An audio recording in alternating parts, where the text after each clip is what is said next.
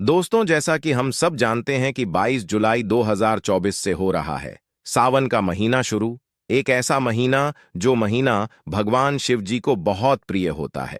आप सभी लोग जानते हो कि हर महीना अपने लिए एक अलग महत्व रखता है, पर सावन का महीना बहुत ही बड़ा महत्व रखता है, क्योंकि यह भगवान शिव जी को प्रसन्न करने का वह महीना होता है। जिस महीने में अगर किसी भी दिन अगर हम छोटी सी भी आराधना भगवान शिव जी की कर लेते हैं, या एक छोटा सा मंत्र भी भगवान शिव जी के सामने पूरे मन से बोल लेते हैं, तो भगवान शिव हमें उस समय क्या दे देते हैं, उसकी हम कभी कल्पना भी नहीं कर सकते हैं। इसीलिए दोस्तों, सावन का महीने का हमेशा लोग बहुत बेसब्र से इंतजार करते हैं। और आप सभी लोगों को हम बता कि इस बार का जो सावन का महीना शुरू हो रहा है, वह सोमवार के दिन से ही शुरू हो रहा है। मतलब कि 22 जुलाई 2024 के दिन सोमवार ही पड़ रहा है, और इसी दिन से सावन का महीना शुरू हो रहा है 2024 में। और इसी दिन किया जाने वाला पंडित जी द्वारा बताया गया एक लाल फूल और एक सफेद फूल वाले उपाय आप लोगों को जरूर करना चाहिए। क्योंकि दोस्तों, यह एक ऐसा उपाय है जो कि हर दिन नहीं किया जाता। सावन महीने में जो पहला सोमवार आती है, उसी दिन किया जाता है। अगर आप लोगों ने इस उपाय को नहीं किया है या किसी कारणवश नहीं कर पाए हो, तो इस सावन पहला सोमवार के दिन इस उपाय से मत चूकना दोस्तों। देखिए, यह दिन इतना खास होता है, इतना महत्वपूर्ण होता है। देखा गया है कभी कभी बड़े बड़े पूजा पाठ अनुष्ठान से जो मनोकामना पूर्ण नहीं होती है, वह आषाढ़ सोमवार के दिन एक छोटे से उपाय करने से ही आपकी मनोकामना पूर्ण हो जाती है। और बहुत सारे लोगों ने इस उपाय को किया भी है, और उनको इस उपाय को करने का फल भी जरूर मिला है। अगर आप लोग भी इस उपाय को इस सोमवार के दिन करना चाहते हैं, तो आप इस उपाय को पहले अच्छे से समझ लेना, सुन लेना, उसके बाद करना। आपको इस उपाय का फल जरूर मिलेगा, आपकी सभी मनोकामनाएं पूरी हो जाएंगी। दोस्तों, हम आपको यहां पर बता दें कि यह जो एक लाल फूल और एक सफेद फूल वाले उपाय है, यह उपाय पंडित जी ने अपनी अभी की सीहोर की कथा में ही बताया है। और इस उपाय को करने से आपके घर में चाहे किसी भी प्रकार की दुख और समस्या क्यों ना चल रही हो, आपको उसका कारण भी नहीं पता है कि भाई यह समस्या किस कारण से चल रही है। उसका कुछ भी कारण हो सकता है, जैसे पितृदोष हो सकता है, काल सर्प दोष हो सकता है, या किसी भी तरह का मंगल दोष भी हो सकता है। और भी बहुत तरह के दोष होते हैं, कुछ भी हो सकता है। पर आपको इस उपाय को करने के लिए अपने दोष को पता लगाने की भी जरूरत नहीं है। आपके घर में किस कारण से इतनी दुख और परेशानी आ रही है, वह भी आपको पता लगाने की जरूरत नहीं है। बस सोमवार के दिन इस उपाय को कर लेना है, क्योंकि इसी एकमात्र उपाय को करने से आपके पूरे घर परिवार में सुख और शांति हो जाएगी। आपके घर में अच्छे अच्छे काम होने लगेंगे। आपकी जो भी मनोकामना होगी, वह भी धीरे धीरे करके पूर्ण होना शुरू हो जाएंगी। अब हम समझते हैं इस एक लाल फूल और एक सफेद फूल वाले उपाय को आपको करना कैसे है, किसको करना है, किस समय करना है और कैसे करना है। देखो, उपाय बिल्कुल आसान है, बस समझने वाली बात है। ध्यान से समझिए, उसके बाद ही आप लोग जो है इस उपाय को जरूर कीजिएगा। सबसे पहली चीज हम लोग ये समझते हैं कि इस एक लाल फूल और एक सफेद फूल वाले उपाय को इस आने वाली सोमवार के दिन किसको करना है।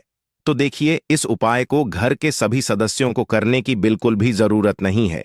घर में से कोई एक मुख्य बड़ा सदस्य ही इस उपाय को करेगा, तो उस घर परिवार के सभी सदस्यों को इस उपाय को करने का फल मिल जाएगा।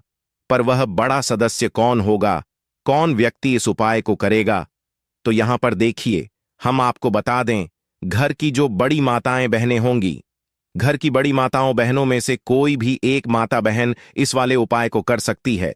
अपने पूरे घर परिवार के लिए घर में सभी सदस्यों को इस उपाय को करने की जरूरत नहीं है। मात्र घर की जो बड़ी माताएं बहनें हैं, उनमें से कोई भी एक माता बहन इस वाले उपाय को करेगी, तो उसके घर परिवार के पूरे सदस्यों को इस उपाय का फल मिलेगा। अगर किसी कारणवश माताएं बहनें घर में उपस्थित ना हो, या वह इस उपाय को ना कर रही हो, कुछ दिक्कत हो, तो भाई उस जगह पर फिर घर का कोई बड़ा व्यक्ति भी इस उपाय को कर सकता है। माताओं बहनों के कहने का मतलब यह था कि माताएं बहनें घर की लक्ष्मी होती हैं। जब घर की लक्ष्मी कोई उपाय कर है, तो निश्चित ही भगवान शिव जी बहुत जल्दी प्रसन्न होते हैं, और उपाय का फल में बहुत जल्दी और बहुत बड़ा करके भी यहां पर देते हैं। तो आप लोग ये बात समझ गए होंगे। अब हम ये बात समझते हैं कि इस वाले उपाय को हमें करना किस समय है। एक लाल फूल और एक सफेद फूल वाले उपाय को हमें के दिन करना किस समय है। तो देखिए, इस उपाय को करने का जो समय है, सुबह का समय भी है और शाम का समय भी है। अब देखिए, यहां पर हम मुख्य रूप से सुबह का समय नहीं बोलेंगे, क्योंकि देखिए, यह जो है, और आप सभी लोग जानते हैं, सोमवार के दिन का प्रदोष काल का मतलब शाम का जो समय होता है ना, इस दिन भगवान शिव जी का सबसे प्रिय दिन होता है। तो आप लोग इसे एक लाल फूल, एक सफेद फूल व उपाय को सुबह के समय भी कर सकते हो और शाम के समय प्रदोष काल में भी कर सकते हो। सुबह के समय अगर कर रहे हो तो 10 या फिर 11 बजे तक भी अगर उपाय करोगे तो भी आपको उपाय का फल मिलेगा। वही अगर शाम के समय कर रहे हो तो इस दिन जरूर शाम के समय का ध्यान रखना कि शाम के 6 बजे से लेकर 7 बजे के बीच में अगर आप इस उपाय को कर सकते हो तो बिल्कुल कर लेना, पूरी कोशिश करना। पर अगर किसी कारणवश इस समय के बीच में न कर पाओ तो रात 8 बजे तक भी अगर आप उपाय को करोगे तो आपको उपाय का फल जरूर मिलेगा। यह बात आपको समझ आ गई कि आप इस उपाय को सुबह और शाम दोनों समय कर सकते हो। मतलब करना आपको एक ही समय है, घर में से किसी एक ही बड़े व्यक्ति को करना है, पर एक ही बार इस उपाय को करना है, दोनों समय नहीं करना है। आपको जो समय अच्छा लगे आप उस समय पर इस वाले उपाय को कर सकते हैं। तो चलिए जानते हैं। देखो, अब सबसे महत्वपूर्ण बात आती है कि इस उपाय को हमें करना किस लिए है। जैसा कि हमने अभी आपसे बोला कि इस उपाय को करने के बाद आपके जीवन में बहुत सारी खुशियां आएंगी, आपकी मनोकामनाएं पूर्ण होंगी, आपकी धन की समस्या दूर होगी, आपकी पैसे की समस्या दूर होगी। अब देखिए, अगर आप लोग सोच रहे हो कि भाई हमें अपना घर बनाना है, पर घर बनाने के लिए पैसा नहीं है, हमें गाड़ी ले लेना है, पर गाड़ी लेने के लिए पैसा नहीं है, हमें जमीन लेना है, पर जमीन लेने के लिए पैसों की कमी पड़ी डीडीए रही है। अगर ऐसी ही दिक्कत, परेशानी या किसी भी तरह की धन से जुड़ी हुई समस्या या पैसों से जुड़ी हुई समस्या अगर आपके जीवन में चल रही है तो यह उपाय निश्चित ही आपके जीवन में बहुत सारे फल लाकर दे सकता है। इसीलिए अगर आपके घर में बहुत ज्यादा दिक्कत, समस्या, परेशानी चल रही है, धन से जुड़ी हुई, पैसों से जुड़ी हुई धन की बहुत ज्यादा कमी आ रही है, पैसों की बिल्कुल आवक नहीं हो रही है, तो भाई आप लोगों को इस वाले उपाय को जरूर करना चाहिए। घर में से किसी एक भी बड़े व्यक्ति को अब इस उपाय में करना क्या है, वह सबसे पहले हम लोग जान लेते हैं उपाय की सामग्री।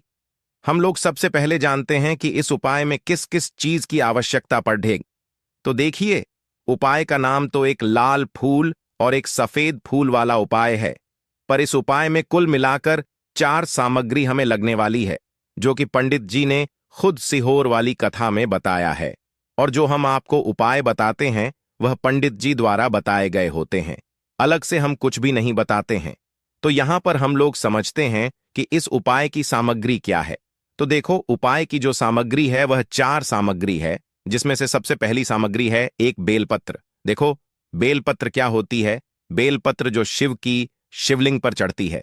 दूसरी चीज है एक शमी पत्र, शमी पत्र, वो जो शिवलिंग पर ही चढ़ता है। तीसरी चीज है दोस्तों एक लाल फूल, जो उपाय का नाम है। तो एक यहां पर आपको लाल फूल लेना है। अब यह लाल फूल कौन सा लेना है? देखो, शिवलिंग के ऊपर जो लाल फूल चढ़ता हो उनमें से कोई भी एक लाल फूल पसंद कर लेना, और वह कहीं से तोड़कर या कहीं से खरीद कर लेकर आना और उस लाल फूल को उपाय में प्रयोग कर लेना। उसके बाद में एक सफेद फूल, सफेद फूल का विशेष रूप से ध्यान रखना, जो सफेद फूल शिवलिंग पर चढ़ता हो सिर्फ वही सफेद फूल लेकर आना, इसके अलावा कुछ मत लेकर आना। लेकिन केतकी का मत लेना। तो एक एक मात्रा में ही आपको यह चारों सामग्री चाहिए, एक बेलपत्र, एक शमी पत्र, एक लाल फूल और एक सफेद फूल। ये चारों सामग्री आप लोग तैयार करके रख लें। प्रदोष काल में या सुबह के समय जब भी आप इस उपाय को कर रहे हैं, जैसे ही आपके उपाय की सामग्री तैयार हो जाती है तो क्या हम सीधा उपाय को करने के लिए इन चारों सामग्री को लेकर उपाय करने के लिए जा सकते हैं? नहीं तो यहां पर आपको इस बात का ध्यान रखना है कि हम भगवान शिव जी को प्रसन्न करने के लिए तो जा रहे हैं, हम अपनी मनोकामना को पूर्ण करवाने के लिए तो जा रहे हैं, पर हमें यह दर्शा बिल्कुल भी नहीं है कि हम सिर्फ अपने फायदे के लिए भगवान शिव जी के मंदिर में आए हैं।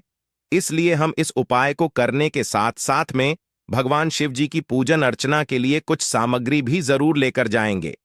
जैसे कि सुबह के समय अगर आप उपाय को कर रहे हो, इस एक लाल फूल और एक सफेद फूल वाले उपाय को, तो भाई सुबह के समय आपको एक लोटा जल लेकर जाना है। जो लोग प्रतिदिन शिव जी के मंदिर जाते हैं, पूजन अर्चना करते हैं, जल चढ़ाते हैं, फूल बेल पत्र सब कुछ चढ़ाते हैं, भाई वह अपनी पूजन अर्चना वैसी की वैसी ही करना। बाकी जो सिर्फ उपाय को करने के लिए जा रहा है, जो कुछ भी लेकर नहीं जा रहा है, उसे कम से कम एक लोटा जल अपने घर से जरूर भर कर लेकर जाना। अगर आप उपाय को कर रहे हो, है ना, क्योंकि इस वाले उपाय को आप भगवान शिव जी की पूजन अर्चना करने के बाद ही करना। वहीं अगर बात करें शाम के समय की, अगर कोई व्यक्ति शाम के समय प्रदोष काल में इस वाले उपाय को कर रहा है, तो भाई आपको मात्र एक घी का दीपक तैयार करना है। यह बात हम हमेशा बोलते हैं। शाम के समय प्रदोष काल में कोई कर रहे हो ना, तो दीपक का विशेष महत्व होता है। सोमवार के दिन का प्रदोष काल में जो भी व्यक्ति दीपक जलाता है ना भगवान शिव जी के मंदिर में, भाई उसके जीवन से सारी दुख और परेशानियां भी दूर होती हैं।